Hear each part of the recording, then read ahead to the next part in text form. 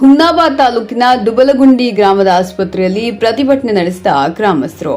ಸಿಬ್ಬಂದಿಗಳ ನಿರ್ಲಕ್ಷ್ಯ, ಮಹಿಳೆ ಸಾವು ಆಗ್ರಹಿಸಿ ಪ್ರತಿಭಟನೆ.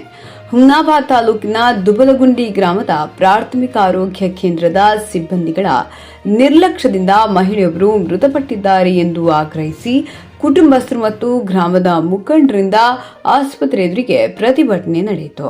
ಗ್ರಾಮದ ನಾಗಮ್ಮ ನರಸಪ್ಪ 63 ವರ್ಷ ಮೃತ ಮಹಿಳೆ. ಭಾನುವಾರ ಮುಂಜಾನೆ ಅಸ್ವಸ್ಥರಾಗಿ ಆಸ್ಪತ್ರೆಗೆ ದಾಖಲಾಗಿದ್ರು. ಮುಂಜಾನೆ ವೇಳೆ ಆಸ್ಪತ್ರೆಯ ಸಿಬ್ಬಂದಿಗಳ ನಿರ್ಲಕ್ಷ್ಯದಿಂದಾಗಿ ಈ ಘಟನೆ ನಡೆದಿದೆ ಎಂದು ಪ್ರತಿಭಟನಾಕಾರರು ವೈದ್ಯಾಧಿಕಾರಿಗಳ ವಿರುದ್ಧ ಆಕ್ರೋಶ ವ್ಯಕ್ತಪಡಿಸಿದರು. ಟಿಎಚ್ಒ ಭೇಟಿ. ಈ ಘಟನೆಯ ಸುದ್ದಿ ತಿಳಿದು ಜಿಲ್ಲಾ ಆರೋಗ್ಯಾಧಿಕಾರಿ ಡಾಕ್ಟರ್ ಜ್ಞಾನೇಶ್ವರ ನಿರಗುಡೆ ಭೇಟಿ ಪರಿಶೀಲನೆ ನಡೆಸಿದರು. ನಂತರ ಅವರು ಮಾತನಾಡಿ, ಈ ಸಂಘಟನೆಗೆ ಕಾರಣರಾದ ಸಿಬ್ಬಂದಿಗಳ ವಿರುದ್ಧ ಕ್ರಮ ಕೈಗೊಳ್ಳಲಾಗುವುದೆಂದು ಭರವಸೆ ನೀಡಿದ ತಕ್ಷಣ ಪ್ರತಿಭಟನೆ ಕೈಬಿಟ್ಟರು. ಈ ಸಂದರ್ಭದಲ್ಲಿ ಗ್ರಾಮ ಪಂಚಾಯಿತಿ ಅಧ್ಯಕ್ಷ ನಾಗರಾಜ್ ಬೋಜಗುಂಡಿ, ತಾಲೂಕ್ ಪಂಚಾಯತ್ ಮಾಜಿ ಅಧ್ಯಕ್ಷ ಶಿವರಾಜ್ ಗಂಗಶೆಟ್ಟಿ, ಬಿಜೆಪಿ ಮಂಡಳ ಅಧ್ಯಕ್ಷ ಅನಿಲ್ ಪಸರ್ಗಿ, ಪ್ರದೀಪ್ ಪಸರ್ಗಿ, ಸತೀಶ್ ರತ್ನಾಕರ್, ಪ್ರಭು ನೀಳಗೆ, ರಾಮಣ್ಣ, ದತ್ತು ಡಾಂಗೆ, ವೀರೇಶ್ ಸಜ್ಜನ್, ಸದ್ದಂ ಸೌದಾಗರ್ ಸೇರಿದಂತೆ ಇತರರಿದ್ದರು. ಸುಪ್ರಭಾತ ನ್ಯೂಸ್, ದುಬಲಗುಂಡಿ. ಬೆಳಿಗ್ಗೆ 8:45 ಪೇಷಂಟ್ ಡೆತ್ ಆಗದ 8:30 ಇಲ್ಲಿಗೆ ಬಂದ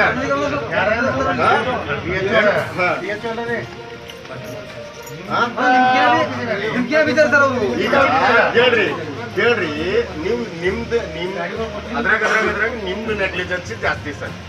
ಯಾಕಂದ್ರೆ ನೀವು ಬಂದು ಹೋದ್ಮೇಲೆ ಕರೆಕ್ಟ್ ಆಗ್ಬೇಕಾಗಿತ್ತಲ್ಲ ಹಾಸ್ಪಿಟಲ್. ಯಾಕಾಗಿದ್ದಲ್ಲ ಸರ್? ಹಾ ಸರ್, ಇವಾಗ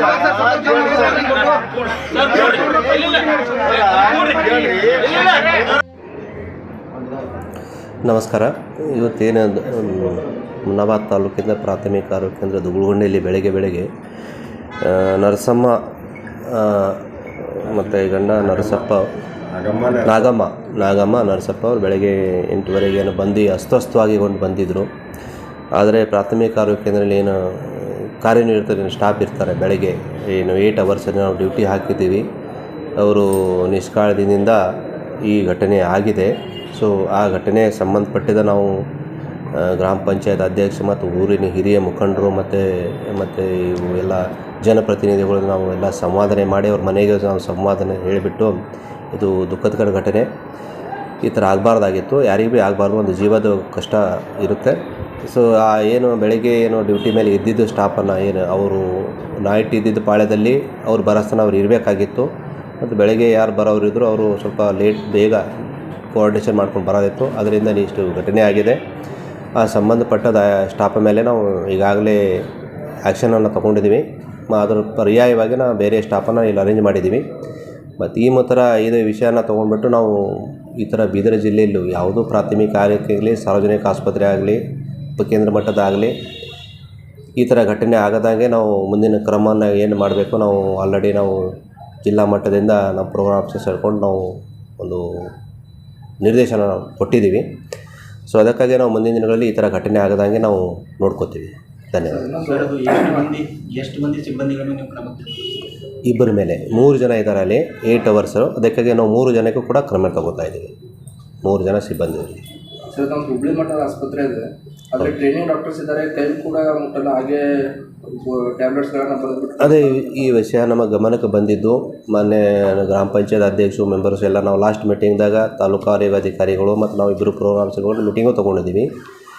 ಮೊದಲು ಏನು ಆಯುಷ್ ಡಾಕ್ಟ್ರ್ ಇದ್ದರು, ಅವರು ಆ ಥರ ಮಾಡ್ತಾಯಿದ್ರು. ಅದಕ್ಕೆ ಅವರಿಗೆ ನಾವು ನಿರ್ದೇಶನ ಕೊಟ್ಟಿದ್ದೀವಿ. ಇಲ್ಲಿ ಖಾಯಂ ವೈದ್ಯರು ಡಾಕ್ಟ್ರ್ ಖಾಲಿ ಇರೋದ್ರಿಂದ ನಾವು ಇನ್ನೊಂದು MBBS ಡಾಕ್ಟ್ರನ್ನ ಕಾಂಟ್ಯಾಕ್ಟಲ್ಲಿ ತೊಗೊಂಡ್ಬಿಟ್ಟು 1 ವಾರ ಆಯಿತು ನಿಯೋಜನೆ ಮಾಡಿದ್ದೀವಿ.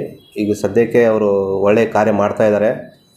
ಸಾರ್ವಜನಿಕರು ಮಾತಾಡಿದಾಗ ಕೂಡ ಅವರು ಒಳ್ಳೆಯ ಸ್ಪಂದನೆ ಕೊಡ್ತಾ ಇದ್ದಾರೆ ಸರ್ ಅಂತ ನಮಗೆ ಇದು ಕೊಟ್ಟಿದ್ದಾರೆ. ಮತ್ತು ಮುಂದಿನ ದಿನಗಳು ನಮ್ಮ ಕಡೆಯಿಂದ ಆಶ್ವಾಸನೆ ಕೊಡ್ತೀನಿ, ಅವರು ಇನ್ನೂ ಉತ್ತಮವಾಗಿ ಕೆಲಸ ಮಾಡಿಕೊಟ್ಟು ತೋರಿಸ್ತೀವಿ ಅಂತ ನಾನು ಹೇಳ್ತೀನಿ. ಇನ್ನೊಂದು ಡೆಲಿವರಿ ಪೇಷಂಟ್ಸ್ಗಳನ್ನು ಜಾಧವ್ ಆಸ್ಪತ್ರೆಗೆ ಕಳಿಸ್ತಾ ಇದ್ದಾರೆ, ಖಾಸಗಿ ಆಸ್ಪತ್ರೆಗೆ ಕಳಿಸ್ತಾ ಇದ್ದಾರೆ ಅಂತ ಸಾರ್ವಜನಿಕವಾಗಿ ಆರೋಪ ಕೇಳಿದ್ರು. ಅದರ ಬಗ್ಗೆ ನಾವು ಏನು ಮಾಡ್ತಾಯಿದ್ದೀವಿ ಅಂದರೆ ANC ಟ್ರ್ಯಾಕ್, ತಾಯಿನ ಟ್ರ್ಯಾಕ್ ಮಾಡೋಕ್ಕೆ ನಾವು ಈಗಾಗಲೇ ನಾವು ಮಾಹಿತಿನ ತೊಗೊಂಡಿದ್ದೀವಿ. ಇದು ವಲಯಲ್ಲೆಲ್ಲ ಜಿಲ್ಲೆಯಲ್ಲಿ ಎಲ್ಲೂ ಕೂಡ ಈ ಥರ ಘಟನೆ ಆದರೆ ಸಂಬಂಧಪಟ್ಟ ಸ್ಟಾಫ್ ಮೇಲೆ ನಾವು ಕ್ರಮ ತಗೋತೀವಿ. ಮತ್ತು ಈ ಘಟನೆ ಏನು ಬಂದಿದೆ ಇದ್ರ ಬಗ್ಗೆ ನಾನು ಡಿಟೇಲ್ವಾಗಿ ಎನ್ಕ್ವೈರಿನೂ ಮಾಡಿಸ್ತೇನೆ ಈ ವರ್ಷ. ಸರ್, 3 ಜನ ವೈದ್ಯರು ಸಿಬ್ಬಂದಿಗಳು ಸಿಬ್ಬಂದಿಗಳು ಇದ್ದಾರೆ, ಒಬ್ಬರು ಆಯುಷ್ ಡಾಕ್ಟ್ರು ಇದ್ದಾರೆ. ಆ್ಯಂಬುಲೆನ್ಸ್ ಕೂಡ ಡ್ರೈವರ್ ಕೂಡ ಇಲ್ಲಿ ಇರಲ್ಲ ಅಂತ ಹೇಳ್ತಾರೆ. ಅದರ ಮೇಲೂ ನಾವು ಡೀಟೇಲಾಗಿ ಇದರಲ್ಲಿ ತೊಗೊಂಡ್ಬಿಟ್ಟು ಅವರು ಲಾಗ್ ಬುಕ್ ಎಲ್ಲ ಚೆಕ್ ಮಾಡಿಬಿಟ್ಟು ಅವರು ಕೂಡ ಆ್ಯಕ್ಷನ್ ತೊಗೊಂಡು